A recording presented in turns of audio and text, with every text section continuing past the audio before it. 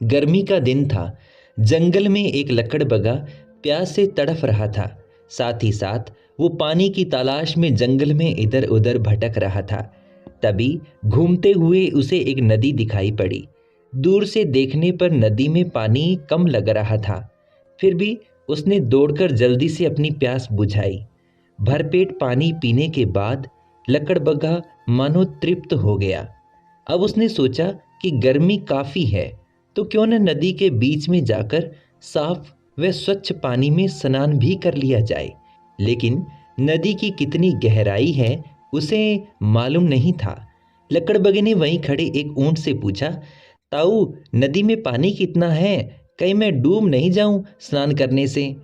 ऊंट ने अपना दांत निपोरते हुए कहा, मेरे घुटने भर पानी है बच्चे, मैं अभी अभी नहाकर निकला हूं, जा तू भी नहा ले।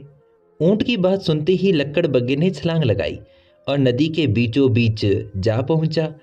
फिर वो अचानक डूबने लगा। लकड़बग्गा कभी गोते खाता तो कभी अपना सिर पानी से बाहर निकालकर सांस लेता। जैसे तैसे उसने अपनी जान बचाई और बाहर आया।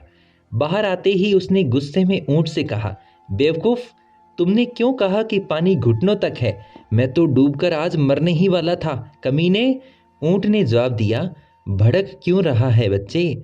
मैंने तो बिल्कुल ठीक ही कहा था कि नदी में पानी मेरे घुटनों तक है। अब तुझे मेरी बात समझ में नहीं आई तो मैं क्या करूं? उसके बाद लकड़बग्गे को अपनी गलती का एहसास हुआ। दोस्तों, जिंदगी में हर किसी का तजुर्बा अलग अलग होता है और वो सिर्फ अपने व्यक्तिगत अनुभव की रोशनी में ही किसी विषय का जवाब देता है। मुमकिन है जो बातें उसके लिए फायदेमंद हो हमारे लिए नुकसान पहुंचाए। इसलिए ये हमेशा याद रखना चाहिए कि सिर्फ दूसरों के तजुर्बे को देखकर चलना जीवन में हमें कभी भी डुबो सकता है। अपने विवेक से काम लेना जरूरी है। सावधान रहें, सतर्क रहें, मस्त रहें और हमेशा हंसते खिलखिलाते रहें। आपको ये कहानियाँ कैसी लगती है हमें कमेंट में ज़रूर बताइएगा और हमारे चैनल को ज़रूर सब्सक्राइब कीजिएगा। आपके अपने एंकर मनीष शर्मा का प्यार भरा नमस्कार।